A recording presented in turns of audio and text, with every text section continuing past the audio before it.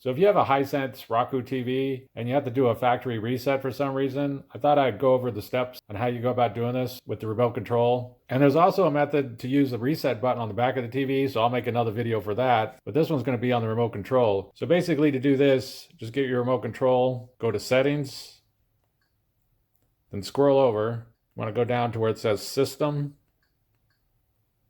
and then scroll over again, and you go down to where it says Advanced System Settings.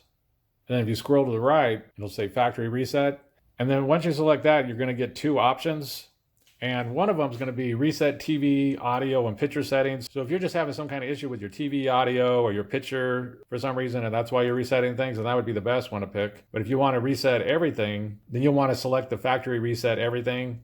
And then over here on the right-hand side, there's going to be a code to enter. Every TV is going to be a little different on the code. So I'm going to go ahead and enter the code though, 540, and I'm going to click OK.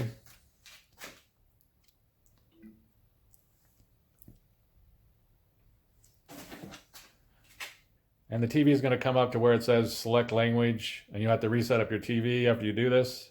And so that took about a minute to reset. And there it is. It's a full factory reset. The TV will need to be reset up how you like to set it up. If you have anything to add, please comment down below. If you have any questions, ask me and I'll try to answer them. If this video helps you, please click like, please click subscribe, and have a good day.